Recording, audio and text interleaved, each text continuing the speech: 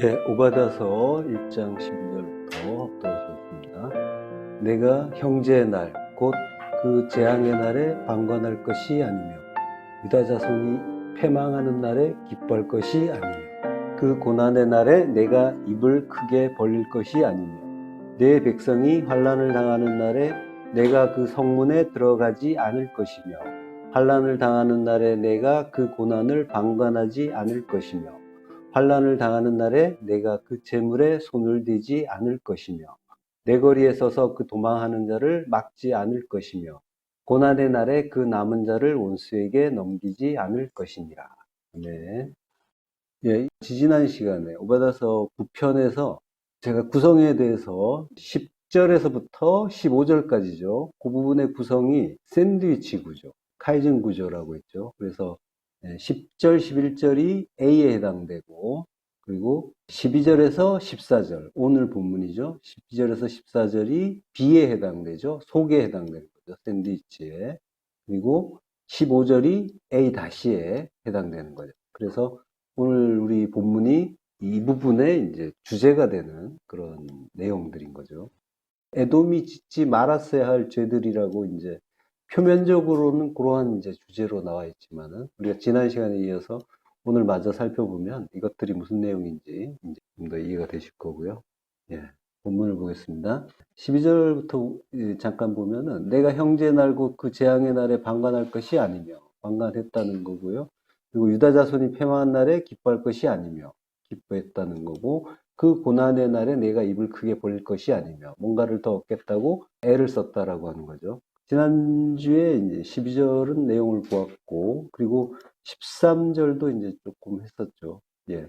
내 백성이 환난을 당하는 날에 내가 그 성문에 들어가지 않을 것이며 라고 하는데 환난 당하는 날이 이제 3번 나온다고 했죠. 그래서 그 환난 당하는 날을 욤 에이담이라고 했었는데 요게 그 제가 주석을 참고해서 에이담이라고 했었는데 다시 보니까 주석이 좀 잘못됐어요. 그래서 에이담이 아니고 이럴 때 발음은 에담이에요.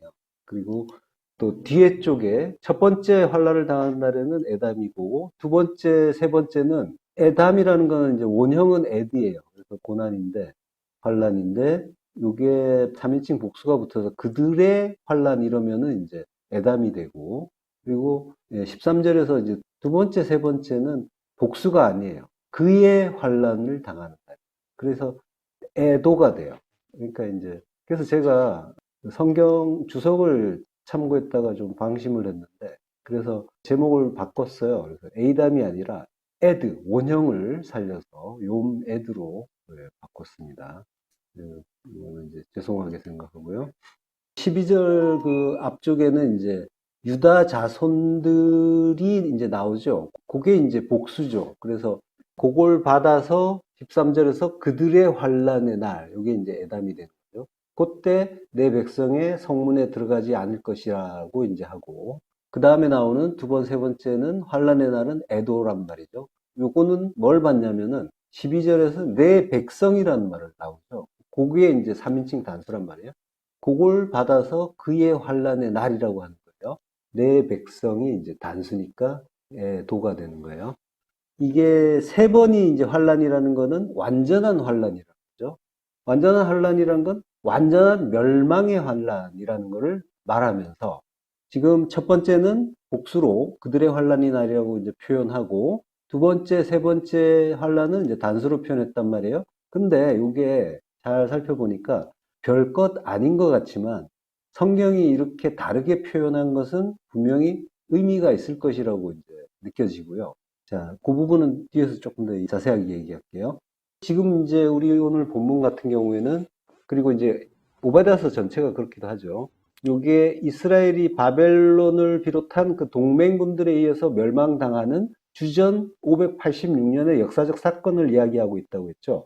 그렇지만은 우리가 놓치지 말아야 할 것이 성경은 내 안에서 일어나는 일이다라는 거예요. 그걸 잊어서는 안 돼요. 역사적으로 이스라엘이 많은 외침을 받아서 고난을 받고 멸망을 당해요. 근데 그 외적을 어떻게 보느냐? 요게 사실은 굉장히 중요해요. 어떻게 보느냐? 요게 진리를 아느냐 모르느냐의 관건이 돼요. 많은 사람들이 성경을 볼 때 이스라엘을 쳐들어와서 그들을 괴롭히는 외적들을 하나님의 선민을 괴롭히는 악당이라고 본단 말이에요. 근데 성경은 그렇게 이야기 안 해요.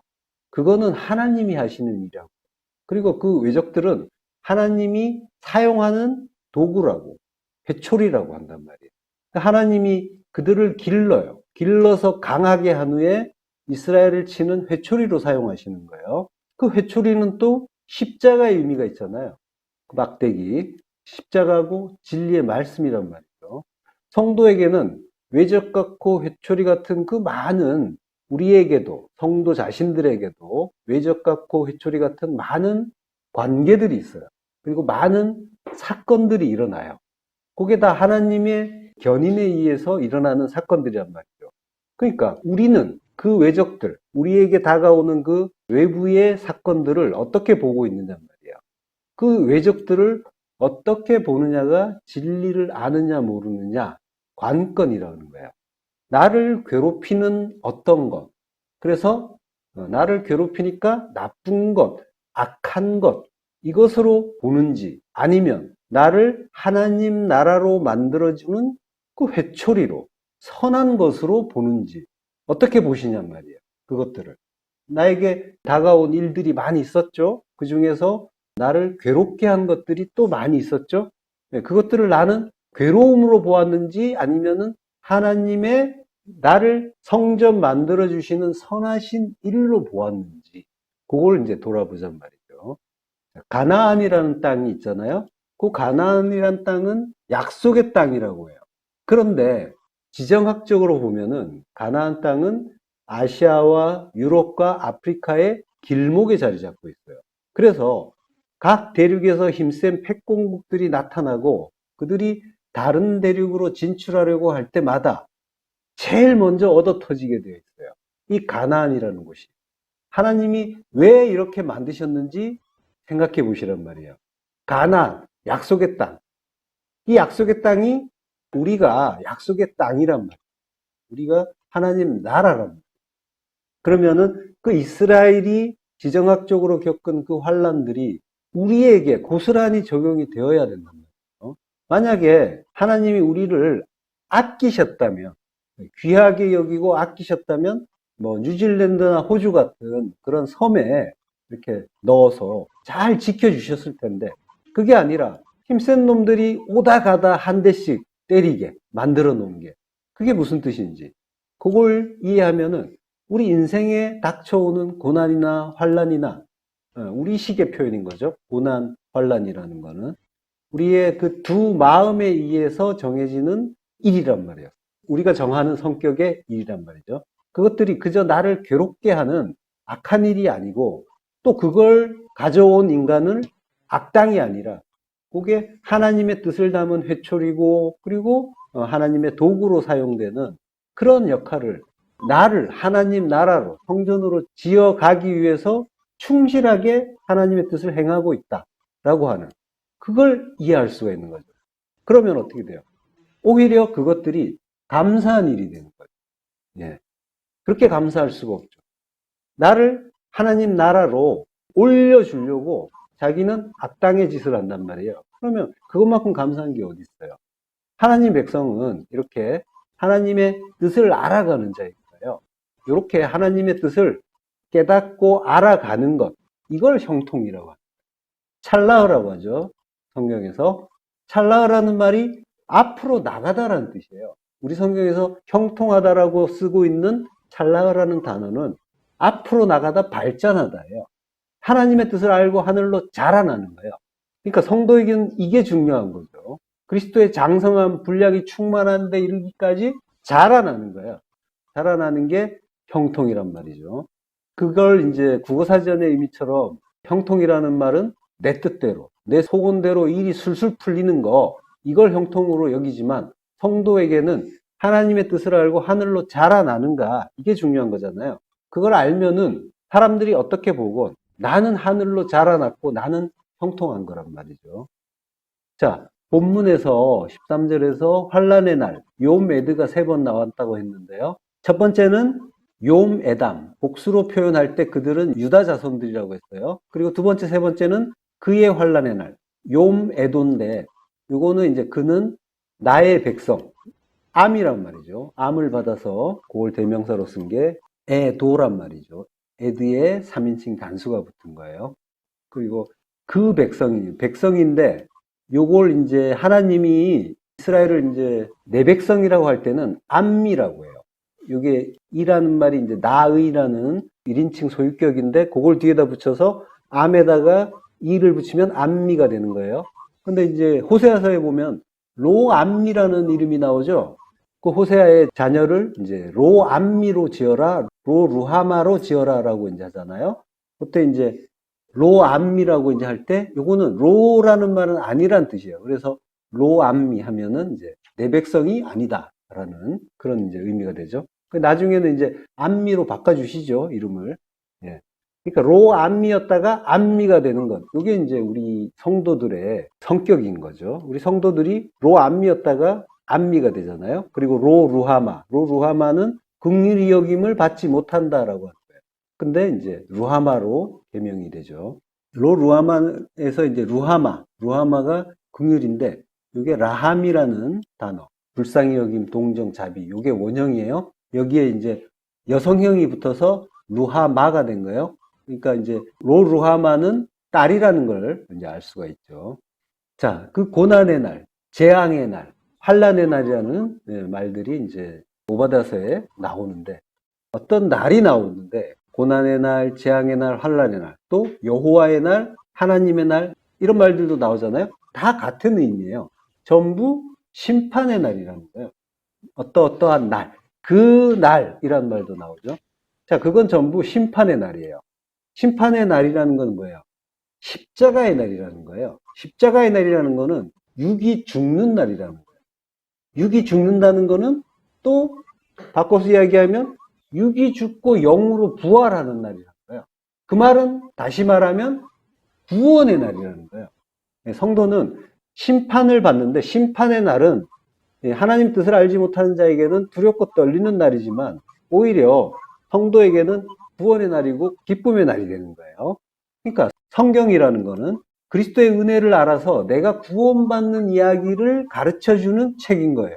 그리고 그 책에는 하나님의 사랑이 담겨 있단 말이에요.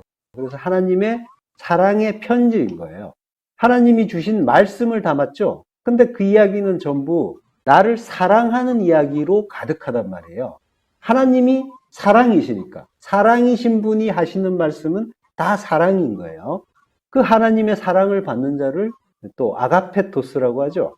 하나님의 사랑을 받아서 사랑이 된 자. 그러니까 은혜를 받고 하나님의 사랑을 알아서 사랑이신 하나님을 알아서 사랑이 된 자에게는 은혜와 사랑만 보이는 거예요. 그래서 하나님이 어떤 말씀을 하시든 간에 마치 저주의 말씀처럼 보였지만, 우리는 거기서 계속 은혜를 발견하고 사랑을 발견하고 있잖아요. 그러니까 성도는 하나님의 뜻을 알아서 그 속에 담긴 하나님의 참 뜻을 깨닫고 기뻐하고 감사하는 자인 거지, 두렵고 떠는 자가 아니란 말이에요. 그러니까 그 뜻을 모르는 자는 어떻겠어요? 하나님의 그 심판의 말씀, 저주의 말씀을 들을 때 두렵고 떨리는 거예요. 저주가 보이는 거예요. 그렇게 되면 하나님 어떤 분이 되냐면 무시무시한 분이 되는 거예요. 그래서 제대로 못하면 저주를 준다, 벌 받는다, 심판받는다, 아 무섭네, 잘해야겠네 하면서 덜덜 떨면서 하는 일이 행위가 되는 거죠. 도회진하게 뭔가를 하지 않으면 안 되겠구나, 이렇게 가는 거죠. 그래서 열심히 뭔가를 하려고 애를 쓰는 거예요. 은혜와 사랑만 보이는 그가 성도고 그가 아들인 거죠. 아들은 종이 아니란 말이에요. 그래서 그 집에서, 자기 집에서 뭔가를 잘하지 않으면 주인집에서 쫓겨난다라고 하는 그런 두려움이 전혀 없단 말이에요. 그분이 내 아버지라는 것만 안다면 내가 어떤 죄를 지었건 간에 내가 쫓겨난다라는 생각은 안 한단 말이에요. 아들이라고. 무슨 짓을 해도 된다, 그런 말이 아니라, 아들은 그렇단 말이에요. 아들의 성격은 절대로 쫓겨나는 일이 없어요. 혼은 나더라도. 가끔 쫓겨나는 일이 있긴 해요. 이놈의 자식 하면서 몽둥이 들고 당장 나가라, 뭐 아니면은 두들겨 팼나 이러면은 무서워서 도망가기도 하죠.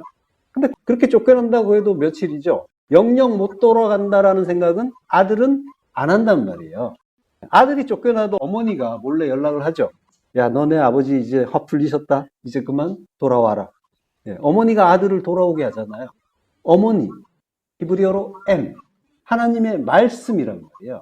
예, 말씀이 아버지께로 하나님의 성전으로 돌아오게 하는 거란 말이에요. 그 말씀이 우리 안에 있단 말이에요. 어머니가 우리 안에 있어요. 그래서 나를 붙잡고 있어갖고 네가 어디로 가든지 내가 지키고 돌아오게 할 것이다 라고 우리에게 말씀하시잖아요. 자, 그럼 여기서 혹시 또 뭐 딸은 어떻게 하지 이런 걱정하시는 분은 없죠? 예. 아들은 이제 예수 그리스도의 그 진리가 그 안에 있는 자는 씨가 있는 거잖아요. 씨가 있으면 다 아들이란 말이에요. 생물학적인 남자는 모형인 거예요. 진리가 있는 자의, 진리의 그 씨가 있는 자의 모형인 거예요. 남자, 여자, 그거는 이야기하는 게 아니란 말이에요. 성경에서. 자, 고난의 날, 재앙의 날, 환난의 날이라고 하는데, 이거는 여호와의 날이고, 하나님의 날이고, 심판의 날이고, 그날은 십자가의 날이고, 육이 죽는 날이고, 부활의 날이고, 구원의 날이라고 이제 했습니다. 자, 그때 중요한 건 날이란 말이에요. 날에 의해서 고난받고 재앙받고 환난받고 심판받는단 말이에요. 날은 욤이라고 했잖아요. 욤은 오르라고 했죠. 빛이 있으라고 하시고 빛을 낮이라고 하자라고 하면서 욤이라고 하셨잖아요. 예수님이 낮이 12시가 아니냐라고 하셨죠. 빛이 있는 낮이 12의 때, 아들이 되는 때라고 하시는 거예요. 예, 빛이 있으라라는 말씀으로 우리의 성경이 시작을 해요. 우리 이야기란 말이에요. 성경은 우리 이야기예요. 빛이 있으라라고 하시는데 그 말씀은 우리 안에서 일어난 일이에요. 우리 안에서 우리가 빛이 있으라는 말씀에 의해서 우리가 시작하는 거예요. 하나님의 백성으로 시작하는 거예요. 우리가 진리를, 빛을 받았단 말이에요. 그래서 하나님을 알아보기 시작했고, 그리고 성경을 이해하기 시작한 거예요. 아무것도 모르는 흑암이었어요. 어느 때까지는. 흑암에서 빛을 주시면서 성경이 시작하고 내가 시작하는 거예요. 내가 하나님의 아들로 시작을 하는 거예요. 성경은 나와 그리스도의 이야기잖아요. 빛이 있으라. 빛을 주시고 그리고 진리를 보게 하시면 나의 성경이 시작되는 거예요. 오르라는 말도 파자하면 알레프와 레시예요. 하나님이 시작하신다예요. 내가 시작할게 하고 빛이 있으라로 시작하신단 말이에요. 그러면 그 오르를 욤이라고 한다고 했죠. 욤은 요두와 맴이에요. 요두는 손이란 말이에요. 주님의 손이 십자가에 못 박혀 죽으시고 맴, 말씀 주시는 거란 말이에요. 하나님이 이렇게 시작하신다는 거예요. 말씀 주시는 걸로. 그걸 위해서 내 아들이 죽었다라고 하는 거예요. 빛을 낮이라고 하자는 말씀은 바로 이 뜻이란 말이에요. 하나님이 내가 십자가에 못 박혀 죽고 너희 안에 말씀으로 들어갈게. 이렇게 내가 너희를 구원하는 걸 시작할게 라고 하는 거예요. 이게 빛을 낮이라고 한다라고 하는 말씀의 진의인 거란 말이에요. 예, 오르, 빛이 욤, 날이고. 그래서 그 날, 고난의 날, 재앙의 날, 이 날은 구원의 날이고 부활의 날이고 생명의 날이 되는 거란 말이죠. 그러니까 그 심판의 날, 재앙의 날, 구원의 날은 두려워 떨 일이 아니라 기뻐하고 감사하는 날인 거예요. 네, 첫 번째 우리 본문에서 환난의 날에서 내 백성이 환난을 당하는 날에라고 번역이 되어 있죠. 근데 요거는 정확하게 직역을 하면 그들의 환난의 날에 복수가 붙어 있다고 했죠. 3인칭 복수가. 그래서 그들의 환난의 날에 내가 그의 성문에 들어가지 않을 것이며 라고 하는 거예요. 그러니까 내 백성이 환난을 당하는 날에라고 했는데 내 백성은 성문과 연결이 돼 있어요. 원래는. 자, 유다 자손들과 내 백성이 나와요. 이 표현을 내 안으로 놓고 보잔 말이에요. 지금 3번 나온다고 했죠. 그래서 그들, 유다 자손들과 그리고 내 백성, 단수가 나와요. 그래서 복수로 표현된 유다 자손이 있고 단수로 표현된 내 백성이 있어요. 근데 그게 그냥 평범한 그 글이 아닌 것 같다라고 했죠. 그러니까 복수로 표현된 유다 자손은 뭐예요? 많죠. 많은 것은 율법을 가리키는 표현인 거예요. 단수로 표현된 내 백성은 하나님 백성으로 칭해지는 나, 진리로 지어지는 나를 가리키는 표현인 거예요. 그러면 그들의 환난의 날은 무슨 환난이에요? 율법의 환란의 날이죠. 그러니까 율법이 멸망당하는 날인 거예요. 여섯째 날, 금요일, 십자가에 죽는 날인 거예요. 그래서 율법이고 옛사람인 에돔은 그 성에 들어가지 말라라고 하는 거란 말이에요. 자, 근데 두 번째 나오는 그 환란의 날, 내 백성의 환란의 날을 욤 에돔, 그의 환란의 날이라고 했어요. 성경은 여기에서 그라고 표현을 했죠. 그의 환란의 날이니까. 이거는 또 어떤 표현이냐면 어떠한 한 사람을 말하고 싶어하는 그런 표현인 거예요. 그러니까 그가 환란 받던 날인 거죠. 그의 환란의 날이니까. 그러면 그는 누구예요? 그는 예수죠. 예수님이 환란 받던 날이라는 거예요.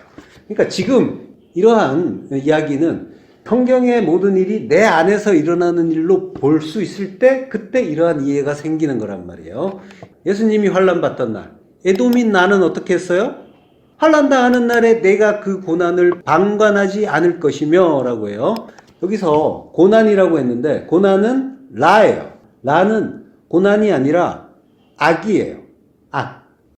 선과 악 할 때 토부와 라라고 하잖아요. 라, 악이란 말이에요. 그리고 방관하지 않을 것이며 라고 할 때 요거는 이제 라라고 해요. 라가 이제 본다는 거예요. 바라본다.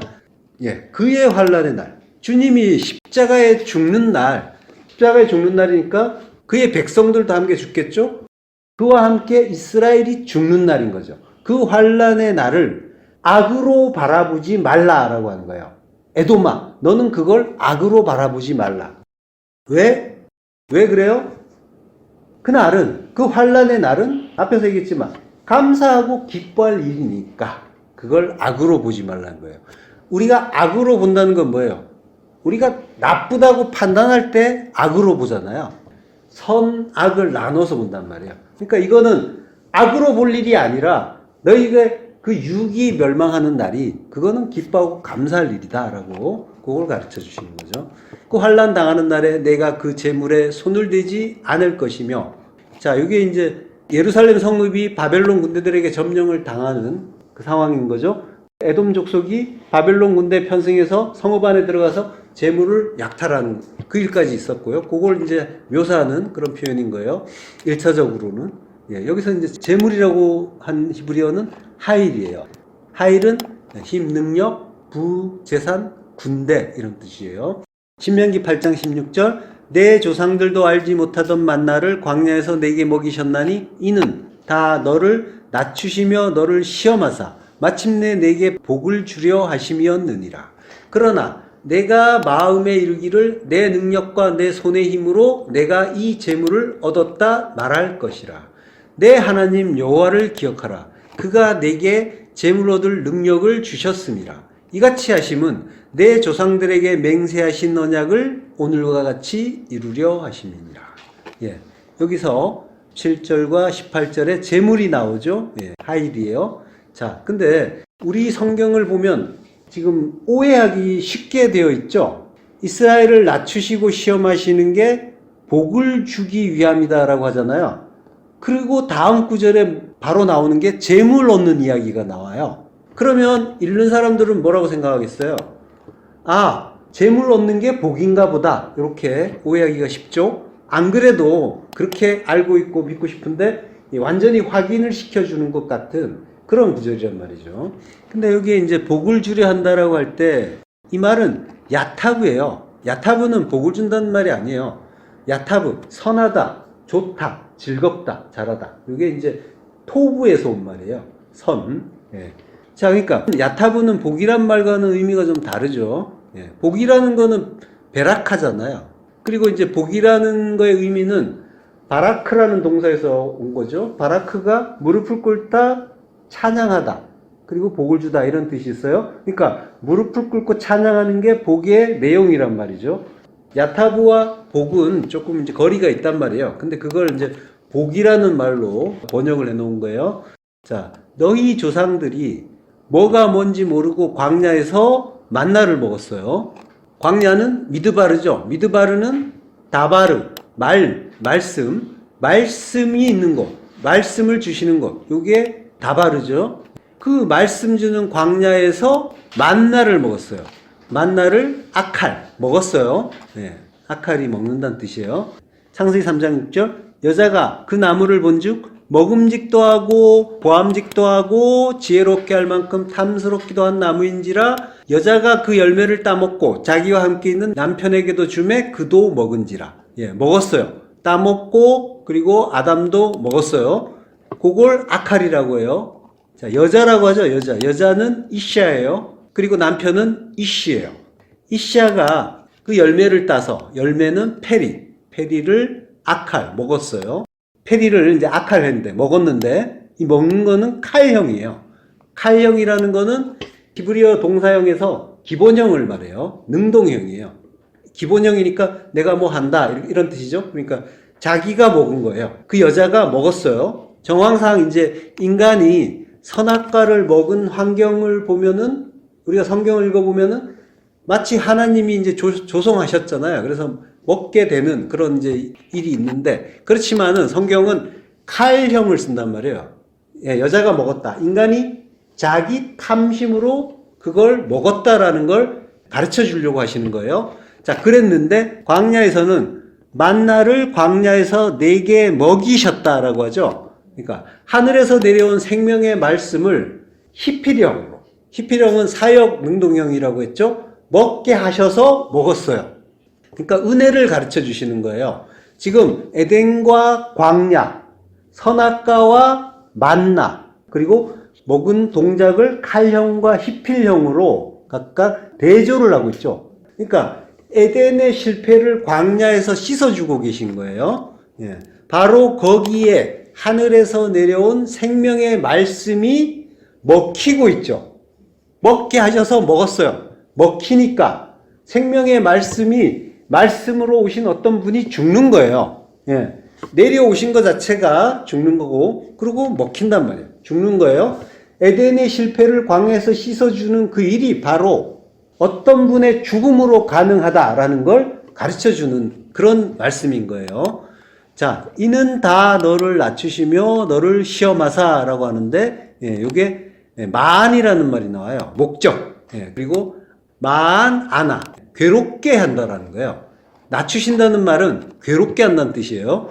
아나. 그러니까 괴롭게 할 목적으로. 그리고 나사. 시험할 목적으로 주셨다라고 하는 거예요.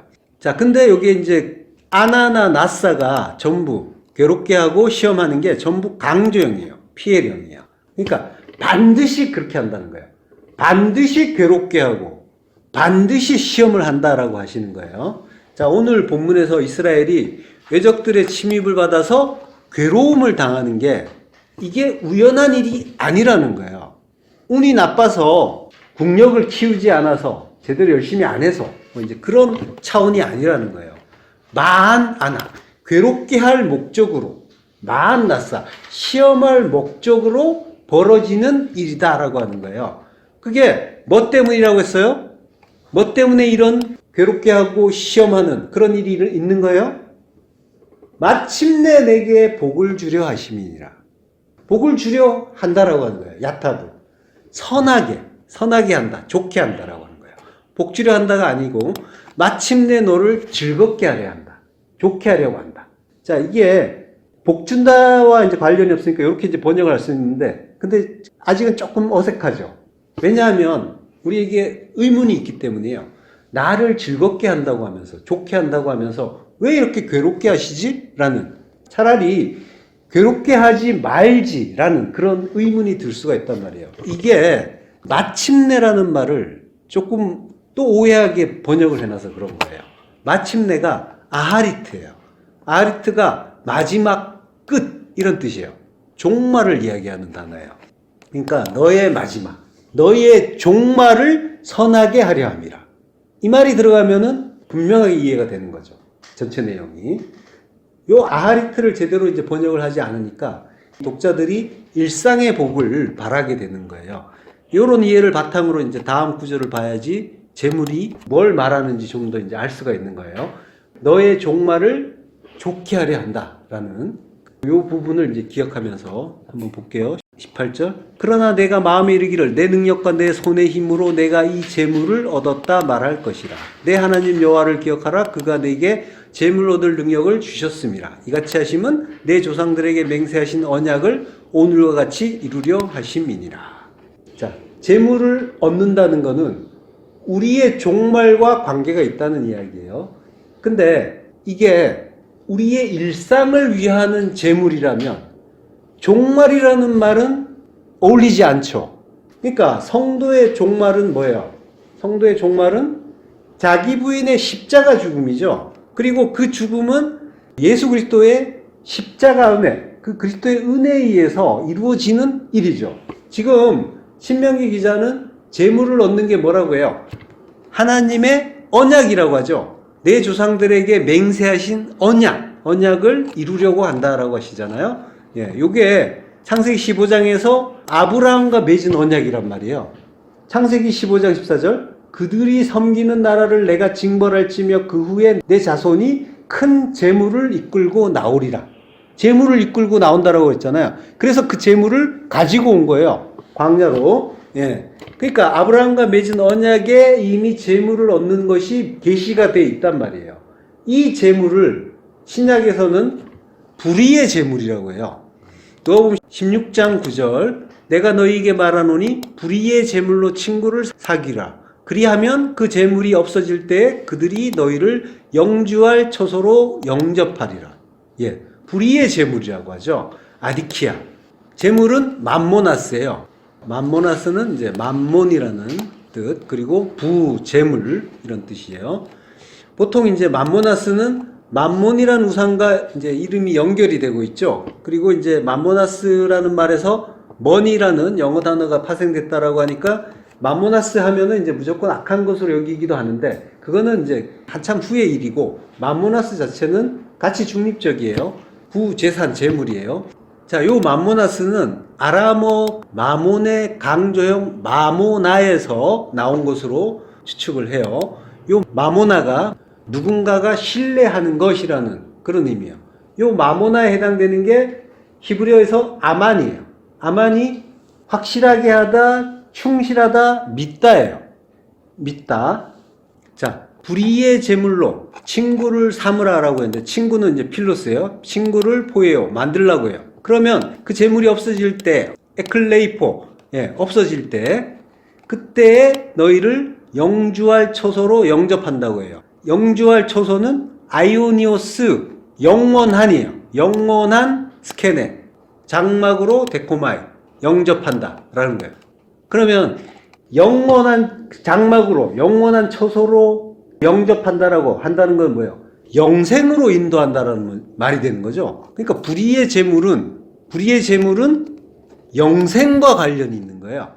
누가복음 16장 11절. 너희가 만일 불의한 재물에도 충성하지 아니하면 누가 참된 것으로 너희에게 맡기겠느냐라고 해요. 불의한 재물. 여기 이제 아디키아 맘모나스예요. 불의의 재물 앞에서 나온 것과 같은 거예요.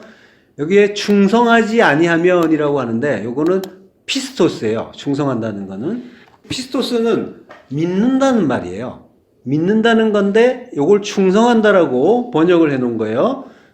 자, 요게 바로 앞절에도 보면은 뭐 지극히 작은 것에 충성된 자는 큰 것에도 충성한다 이런 말이 있단 말이에요. 그러면 이런 말씀은 또 이제 언뜻 보면은 우리가 이제 오해를 하는 거죠. 작은 직분에도 최선을 다하고 헌신하고 노력하면 나중에 큰 일도 할 수 있고 큰 역할도 맡을 수 있다라는 식으로 오해하게 되는 그런 말씀이기도 해요. 이게 이제 뭐 때문이냐면 피스토스를 충성이라고 번역했기 때문이에요. 충성이라는 단어가 주는 뉘앙스가 우리에게는 흔히 있잖아요. 유교적 전통이 있는 우리에게는 있기 때문에 뭔가 충성이라고 하면 국가나 주군에게 자기를 희생하고 목숨까지도 바쳐서 최선을 다해서 헌신하는 그런 의미로 다가오는 말이란 말이에요. 이 피스토스를 영어에서는 페이스풀로 번역을 해요. 페이스풀이 충실한, 독실한, 믿음 있는 이런 뜻이에요. 이거를 참고해가지고 이제 충성으로 이제 우리가 발전시킨 것 같아요. 그치만은 충성이라고 번역을 하면 이 말은 좀 오해가 심해지고 그리고 구절 자체가 의미가 왜곡되는 그런 일이 발생하는 거예요. 자, 피스토스의 의미는 히브리어를 찾아보면은 확실해요. 신약의 언어는 헬라어로 되어 있죠. 헬라어는 고대 그리스어예요. 예, 근데 많은 신학자들이 헬라어를 이해하기 위해서 자꾸만 이제 헬라 철학으로 가서 이 단어가 어떻게 쓰였나라고 이제 살펴보려고 하는 경향들이 많은데, 이거는 방향이 많이 빗나간 거예요. 신약의 언어는 히브리어로 돌아가야 돼요. 신약과 구약은 70인역이라는 성경으로 연결이 돼 있어요. 70인역이라는 거는 기원전 300년경에 이집트의 프톨레미 2세가 이스라엘의 이제 12지파를 초청한 거예요. 거기 6명씩 파견해갖고 72명의 유대인 율법학자들이, 번역자들이 알렉산드리에서 72일 동안 번역한 거예요. 그걸 뭐 번역했다니까 뭐 전부 다 똑같이 나왔다, 이제 뭐 이런 이야기도 있는데, 어쨌든 간에 구약을 헬라어로 번역을 한 거죠. 당시에는 이제 헬라가 영어처럼 세계 공용어였으니까, 그 세계에서. 그래서 헬라어가 히브리어에서 어떻게 쓰였는지를 이해할 수 있게 만들어준 게 이제 70인역이란 말이에요. 그래서 이제 우리는 반드시 신약의 언어를 이해하려면 구약으로 돌아가서 70인역을 통해서 구약으로 돌아가서 히브리어를 살펴보면 이제 알 수가 있는 거예요. 자, 70인역에서 피스토스는 아까 나왔죠. 히브리어 아만의 역어로 쓰여요. 70인역에서 피스토스가 아만이라는 단어를 피스토스로 70인역에서 번역을 한단 말이에요. 아만이란 말이 확실하게 하다, 지지하다, 충실하다, 신실하다. 이 믿음의 이야기인 거예요. 요 아만에서 이제 아멘이란 말도 나오잖아요. 진실로 확실히 그러하다라는 거예요. 역대하 20장 10절 후반부, 너희는 너희 하나님 여호와를 신뢰하라. 그리하면 견고히 서리라. 그의 선지자들을 신뢰하라. 그리하면 형통하리라. 자, 하나님 여호와를 신뢰하라. 아만이에요. 히필형이에요. 그러니까 겉모습은 능동형이에요. 수동형이 아니라 우리가 마치 이제 하나님을 믿는 것처럼, 열심히 믿는 것처럼 보이지만 실상 그 내용은 사역이라는 거예요. 사역 능동형. 하게 하니까 우리가 하는 거예요. 그러니까 믿게 하시니까 믿는 거예요. 억지로 믿는 게 아니라 믿을 수 있도록 우리를 허락해 주시고 인도해 주시고 깨닫게 해 주시는 거죠. 그래서 믿을 수 있게 되는 거죠. 자, 이게 믿음의 속성이 이렇게 나타나는 거예요. 우리가 스스로 하나님을 찾아서 믿는 게 아니라 하나님의 은혜가 반드시 있어야만 우리가 이제 그런 믿음도 가능하다는 거죠. 그의 선지자들을 신뢰하라. 역시 필형이에요. 믿게 하시니 믿으라 라고 하는 거죠. 선지자는 말씀을 전하는 자죠. 그리스도의 모형이에요. 믿으라. 아만. 그리하면 견고히 서리라. 예. 견고히 선단 말도 아만이에요. 믿게 된다는 거예요. 니팔령이에요. 확실하게 된다, 믿게 된다 라고 하는 거예요. 확실히 믿게 된다. 확실히 믿게 될 것이다. 미령이니까. 그러니까 확실하게 믿게 해 주시니까 확실하게 믿게 되는 거예요. 전부 믿음의 서정이 이렇게 흘러가는 거예요. 그리하면 형통하리라. 찰나의예요. 그리스도의 그 장성한 분량이 충만한 데까지 자라날 것이다 라고 하는 거예요. 자, 우리의 그 믿음은 이런 식으로 믿을 수 있게 되는 거죠. 전혀 우리의 믿음이 아니란 말이에요. 믿음을 주시는 분이 허락을 하시고 은혜를 주시고 믿음의 본체이신 예수 그리스도께서 우리 안에 오시고, 그리고 그 안에서 십자가에서 그와 하나가 되면 우리가 그의 믿음을 통해서 우리가 믿는 자가 될 수가 있는 거죠. 그 그리스도의 믿음이 우리 안에서 역사하는 거예요. 그러면 믿음 있는 피스토스, 그 믿음 있는 자가 되는 거죠. 자, 그러니까 우리가 이제 충성이라고 번역이 되어 있는데, 요거는 우리의 개념상 충성이란 말은 행위를 요구하는 그런 번역이란 말이죠. 물론 그 충이라는 글자, 한자도 사실은 가운데 중자에 마음 심자죠. 요것도 사실은 마음을 뜻하는 글자예요. 원래는. 예. 가운데 마음이란 말이에요. 하나님은 외모가 아니라 중심을 보신다고 하시잖아요. 중심이란 말이에요. 중심이 그걸 합쳐놓으면 충이에요. 가운데 마음.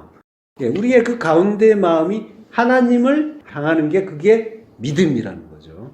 그렇지만 이제 문자 의미가 변했고 그 변화된 의미로 우리가 받아들이고 경우에 따라서 오해도 하게 되니까 주의를 해야 되는 거죠. 그래서 이 충이라는 글자를 함부로 쓰기가 어려워요. 자, 그러니까 우리는 피스토스의 진의가 절대로 교회나 사람을 향해서 애쓰는 충성을 말하는 게 아니다라는 걸 분명히 이해해야 되는 거고요. 하나님이 우리에게 만약에 행위를 요구하셨다면 전적인 은혜라는 말은 적절하지 않게 되는 거예요. 성경을 읽을 때 그 성경 전체에 움직일 수 없는 그 원리가 있단 말이에요. 그걸 잘 지키면서 봐야만 전체의 맥락이 흔들리지 않게 되는 거예요. 그래서 상급을 말하는 이들이 가끔씩 있잖아요. 근데 이제 상급과 전적인 은혜는 서로 양립할 수가 없는 거란 말이에요. 누군가의 전적인 은혜라면 수혜자에게는 상급은 있을 수가 없는 거죠. 그러니까 서로 안 맞는 거예요. 그러니까 우리가 뭘 굳건하게 붙잡아야 하고 뭘 폐기해야 되는지 이해하셔야 되는 거예요. 그러니까 모든 것이 하나님의 전적인 은혜다라고 하면서 상급도 바라면은 이거는 모순이 되는 거죠.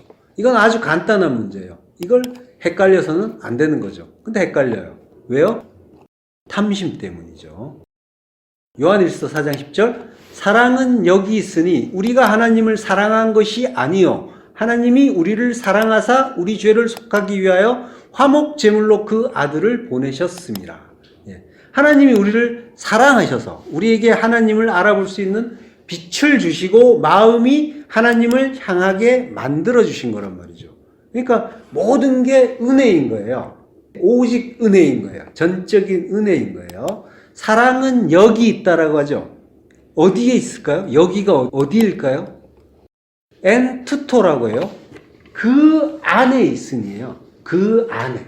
사랑은 여기 있다라고 했는데 사랑은 엔투토. 그 안에 있다. 그는 예수 그리스도란 말이에요. 그 안에. 사랑은 그 안에 있는 거예요. 자, 누가복음으로 돌아가서요. 누가 참된 것으로 너희에게 맡기겠느냐라고 하죠. 참된 것은 알렉디노스예요. 진리를 이야기하는 거예요. 진짜 실제. 진리는 예수 그리스도시죠. 그리고 이제 구원의 복음인 거죠. 그걸 너희에게 맡기겠느냐라고 하는데 맡긴다는 말이 피스티오예요. 예, 믿는다는 거예요. 자, 그러니까 여기서 참된 것이라고 했는데 참된 것은 아까 앞에서 불의의 제물이 나왔죠. 그러니까 참된 것은 참된 제물을 말하는 거예요. 그러니까 불의의 제물이나 참된 제물은 역시 많은 사람들이 오해하는 눈으로 보이는 그런 일상에 복을 주는 그런 제물이 아니라는 걸 이제 알 수가 있는 거죠. 자, 요게 예수님이 바리새인들에게 하신 말씀이에요. 누가복음 16장 14절. 바리새인들은 돈을 좋아하는 자들이라 이 모든 것을 듣고 비웃거느라고 해요. 예수님이 말씀하시는데 바리새인들이 비웃었어요. 예, 바리새인이라는 말은 분리하는 자들이란 뜻이에요. 파리사이오스라고 하는데 이게 아람어에서 페리샤야라고 하는데요. 요걸 이제 헬라어로 바꾼 거예요. 아람어 페리샤야를 헬라어로 바꾼 게 파리샤이오스예요. 예, 그래서 이제 분리된 사람들이란 뜻인 거예요. 그러니까 바리새인들은 자기들은 남들과 다르다라고 하면서 자기들을 구분했단 말이에요. 근데 그들은 여전히 선악을 분리해서 구분하는 자들이었어요. 근데 그 바리새인들은 여러 번 말씀드렸죠? 바리새인들은 우리라고 했죠. 우리가 바리새인이란 말이에요. 우리의 모습인 거예요. 예, 성경에서 나오는 악당은 이제 우리다라고 보시면 돼요. 자, 돈을 좋아한다라고 하는 거는 재물을 이 땅의 일상을 위한 재물로 보는 것과 같죠. 예, 그렇지만 이제 바리새인들은 금욕적인 생활을 하고 구제도 잘 했어요. 그래서 세상에서 매우 훌륭하고 착한 사람들이다라고 인정을 받던 사람들이었어요. 그렇지만은 재물이 눈에 보이는 것만을 이야기하는 게 아니란 말이에요. 선악을 나누어서 판단하는 것 자체, 요걸 율법이라고 하죠. 율법이라는 게 둘로 나누는 거죠. 그래서 두 마음이요. 그 두 마음이 부자라고 했어요. 그러면 두 마음으로 모든 것들을 보게 되면 내 눈에 보이는 것들을 선악으로 본단 말이에요. 좋고 나쁜 걸로. 좋고 나쁜 걸로 보게 되면 거기에 가치를 부여하게 돼 있어요. 그래서 그 물질이 귀한 것이 되는 거예요. 그들에게는.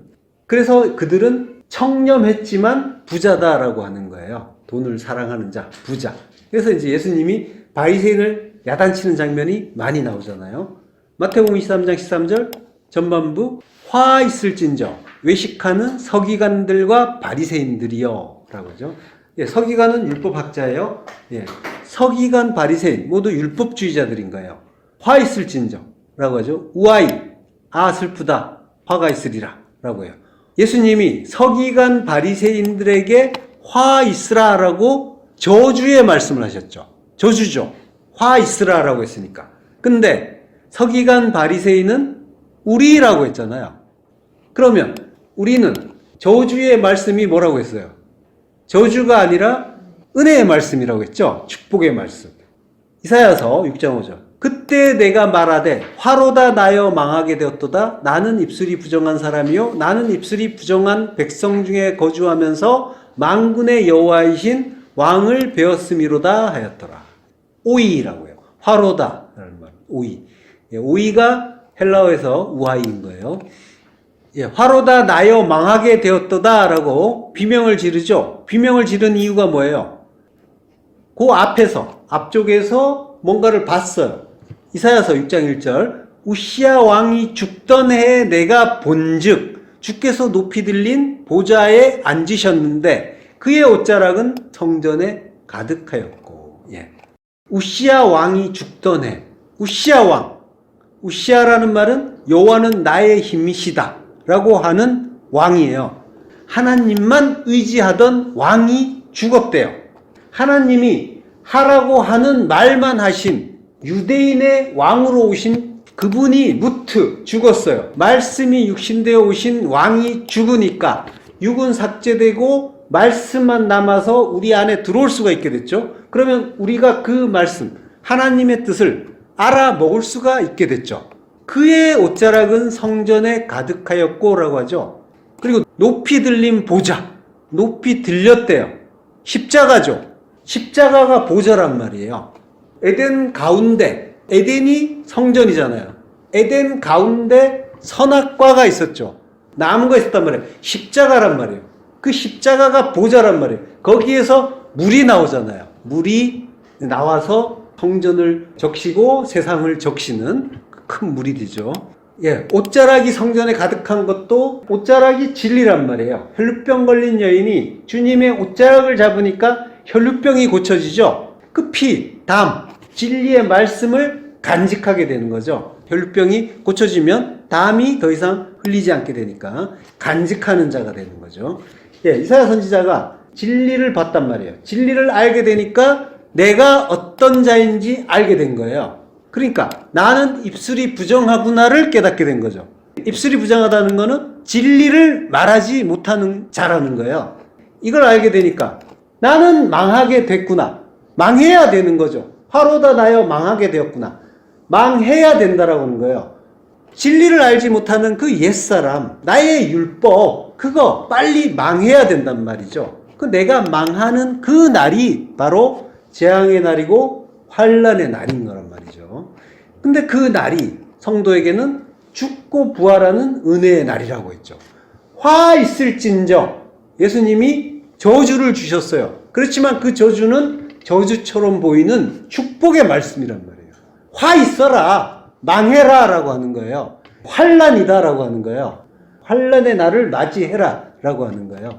자, 그러면 이스라엘이 출애굽 때 얻은 그 제물의 내용은 뭐라는 거예요? 출애굽기 12장 35절. 이스라엘 자손이 모세의 말대로 하여 애굽 사람에게 은금 패물과 의복을 구하매라고 하죠. 은, 케세프. 은은 속전이죠. 우리를 죄에서 구원하는 예수 그리스도를 가리키는 속전. 그리고 금, 자하부. 금은 성령이죠. 그리스도의 영이란 말이에요. 그리고 패물이라고 해요. 패물은 캐리예요. 캐리는 성전에서 쓰는 용기와 기구를 말하는 거예요. 그리고 옷, 의복. 의복은 시물라예요. 시물라는 외투를 말하죠. 외투는 겉옷. 겉옷은 진리란 말이죠. 전부 뭐예요? 하나님의 구원의 언약을 가리키는 것들이란 말이에요. 구원의 언약이고 진리의 말씀이고 한마디로 예수 그리스도인 거예요. 시편 105편 37절. 마침내 그들을 인도하여 은금을 가지고 나오게 하시니 그의 지파 중에 비틀거린 자가 하나도 없었도다. 시편 기자가 이스라엘이 가지고 나온 재물은 한마디로 은금이라고 하는 거예요. 예수 그리스도 가지고 나왔다는 거예요. 이 땅에서 예수님은 거룩한 영이신 그분이 육을 입고 오셨기 때문에 의로운 분이 불의한 존재가 되셨죠. 그래서 불의한 재물이 되는 거예요. 그리고 율법주의 인간들의 눈에는 마치 더러운 개 취급받는 사마리안처럼 오시잖아요. 그래서 그들의 눈에는 불의한 존재로 보이는 거예요. 이 땅에서 가장 무가치하고 가장 고상하지 못한 일이 뭐예요? 가장 고상하지 못한 일은 십자가에서 죽는 거고, 가장 고상하지 못한 존재, 가장 무가치한 존재는 십자가에서 죽는 예수란 말이죠. 인간들이 보기에. 그 십자가에서 죽는 그 예수님은 인간의 가치를 전혀 향상시켜주지 못해요. 그러한 존재란 말이죠. 그 웅장하고 화려한 예루살렘 성전과 대비되는 고작 겨자씨 같은 존재. 그래서 불의한 재물이라는 거죠. 그 재물에 손을 대지 않을 것이며, 알샬라흐, 그 재물에 손을 대지 않는다라고 하는데, 알은 이제 아니다라는 부정어죠. 그리고 샬라흐는 보내다, 뻗치다, 쫓아내다, 내보내다요. 쫓아내지 말라. 그 재물 잘 간직해라 라고 하는 거죠.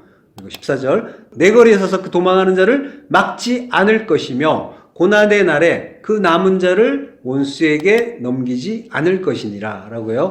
내 거리에 서서 도망하는 자는 팔리트예요. 도피자, 도망자.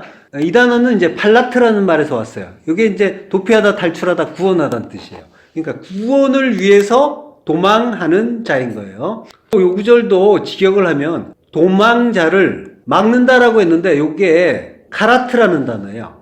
여기 막는다는 뜻이 없어요. 카라트는 잘라내다, 베어내다, 언약을 자르다, 언약을 맺다라는 뜻이에요. 카라트가. 그러니까 이게 이제 어떤 의미가 될지는 정확하게 지금 단계에서는 특정하기가 어렵고요. 그러니까 도망자를 카라트, 여기에 레 전치사가 있어요. 카라트 하기 위하여 내 거리에 서지 말라라고 하는 거예요. 서는 거에 대해서 부정어가 붙어 있어요. 서지 말라. 내 거리에 서지 말라. 내 거리에 서서 도망하는 자를 막지 말라. 이런 뜻이 아니라. 자, 이거 이제 바벨론이 성 안에 들어와서 약탈하고 죽일 때 에돔 족속이 도망치지 못하게 사람들을 막아서고 그 길목을 막아서서 칼을 휘두르고 이랬던 일이 있었죠. 예레미야 애가를 보면 그때 참상을 묘사한 구절이 있어요. 예레미야 애가 2장 20절.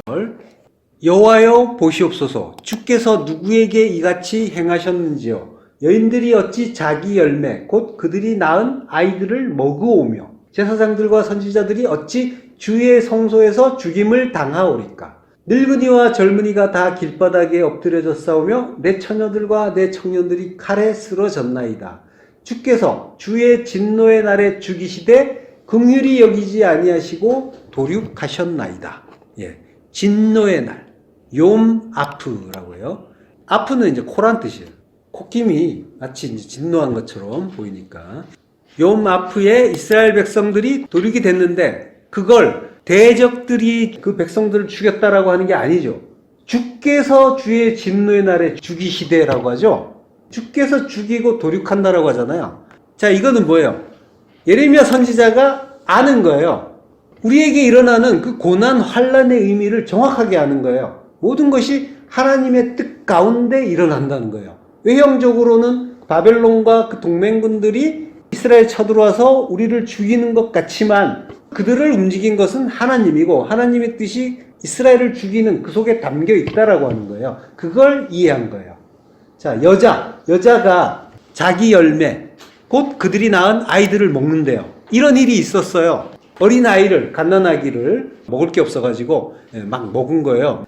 전쟁 중에 먹을 게 떨어지고 그러고 나서 이제 성이 정복된 거죠. 근데 그 과정에서 먹을 것이 없어서 아이들을 먹기도 하고 이랬단 말이에요. 지금 그 이야기를 하는 거예요. 근데 이 여자를 이시아라고 해요. 이시아 들어봤죠? 아까 창세기에서 나왔죠? 창세기에 이시아가 다시 등장하는 거예요. 다시 설명해 주는 거예요. 이시아가 자기 열매는 페리라고 했죠. 아까 선악과의 열매 페리예요. 그 페리인 어린아이, 갓난아기, 자기 아이를 올렐이라고 해요. 올렐은 젖먹는 아이라는 거예요. 그러니까 젖먹는 자라는 뜻이에요. 올렐을 먹었다. 아칼이에요. 아까 열매를 먹었다라고 할 때 페리를 아칼했다고 했잖아요. 하와가. 자, 그걸 먹었단 말이에요. 그러니까 어린아이가 이제 티푸흐라는 말과 이제 함께 붙어 있는데, 그래서 안고 얼음, 귀여워함 이런 뜻이 있어요. 그래서 이제 여자가 자기가 사랑하는 그 애지중지하는 그 어린아이를 먹었다는 거죠. 그러니까 지금 뭐예요? 창세기와 연관시켜서 보면은 여자가 자기가 사랑하는 애지중지하는 열매, 율법의 열매, 선악과를 먹었어요. 그 이야기 하는 거예요. 다시 보여주는 거예요. 멸망의 이유, 왜 멸망하지 않으면 안 되는가. 아까 어린아이가 젖 먹는 자라고 했죠. 젖 먹는다는 게 율법 먹는 걸 이야기하는 거예요. 지금 율법이 이야기하는 거란 말이에요. 자, 제사장과 선지자도 죽어요. 제사장, 선지자, 예수님의 모형이에요. 예수님이 죽으세요. 그리고 이스라엘의 모든 자가 칼, 말씀의 검에 맞아서 도륙이 되는 거란 말이에요. 긍휼히 여기지 않으신다라고 하죠. 그리고 도륙한다라고 하죠. 긍휼히 여기지 않으세요. 하말. 로는 아니다라는 거고, 하말은 아낀다라는 거예요. 자기 아들도 아끼지 않으셨듯이 아끼지 않는다고 하는 거죠. 예, 아끼면 뭐가 돼요? 그런 말 하죠. 아끼면 똥이 된다고 하죠. 예. 자, 페렛이라고 해요. 배설물 똥. 요게 바리새하고 똑같은 말이에요. 파리시.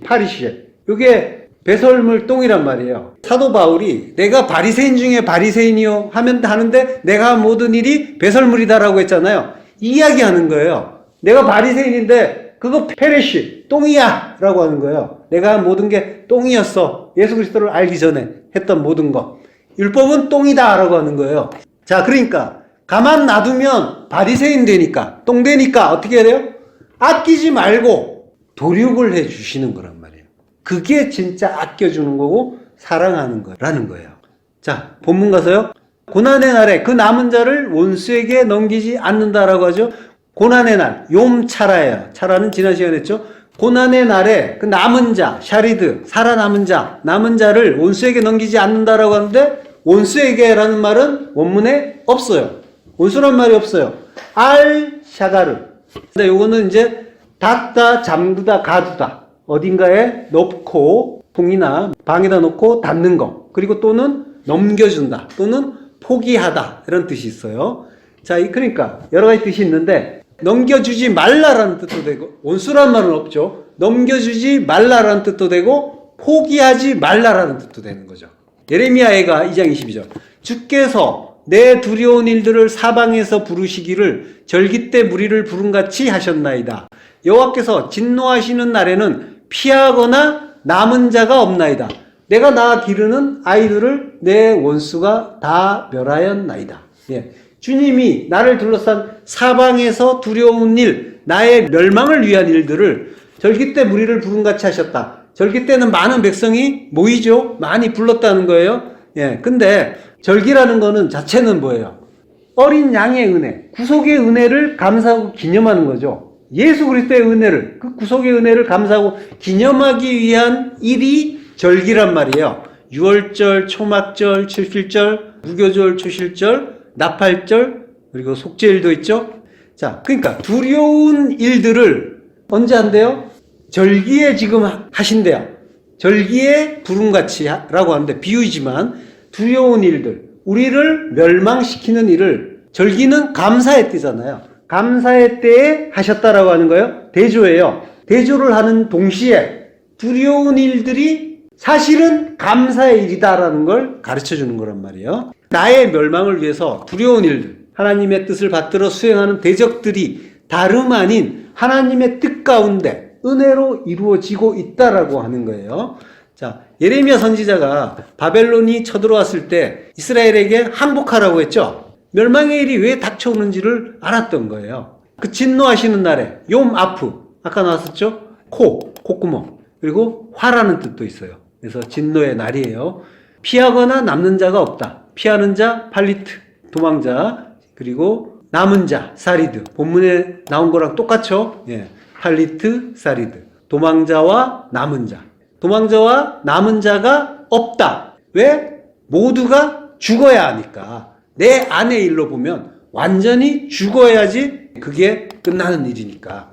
자, 지금 이에 걸쳐서 환난의 날을 공부했는데 12, 13, 14절이 아까 얘기했지만 에돔의 죄와 그 심판이라는 빵 속에 들어있는 속에 해당한다고 했죠. 에돔이 짓지 말아야 할 죄들이라고 했어요. 그러니까 그 속의 내용이 표면적으로는 에돔이 지은 죄에 대한 나열처럼 보이지만 결국은 뭐예요? 고난의 날, 환난의 날에 구원의 언약을 따라서 예수 그리스도께서 십자가의 환난을 당하시고 그 은혜를 우리가 배우고 감사하게 되는 그런 말씀이란 말이죠. 내용 자체는. 그 속은 그걸 가르쳐 주는 거예요, 우리에게. 그러니까 그 은혜를 감사하고 그 앞에 엎드리는 그 일이 자기에 대한 그 기대와 희망을 버리는 십자가 죽음이잖아요. 그 은혜를 아는 자가 자기 주장 버리고 잠잠하게 되는 자면서, 그리고 참으로 그 은혜를 아는 자가 참된 기쁨으로 즐거워하고 그 앞에 엎드리는 자인 거죠. 엎드리는 그 일 자체, 그게 십자가 죽음이란 말이에요. 성도는 그걸 알고 기쁘게 감사하게 엎드린단 말이에요. 항상 기뻐하고 범사에 감사하시길 축원합니다. 기도하겠습니다. 은혜를 감사합니다. 우리에게 또 환난의 날을 허락하시고 말씀의 칼로 돌이켜 주시니 감사합니다. 그 칼에 죽고 부활하여 더 이상 선악과 열매가 아니라 성령의 열매가 우리 입에 맺히게 하시고, 그리하여 진리의 열매를 내놓고 그리고 먹으며 그 진리로 자유케 되고 천국이 되고 누리고 기뻐하고 찬송하는 자 되도록 하나님 은혜를 더하여 주옵소서. 예수 그리스도 이름으로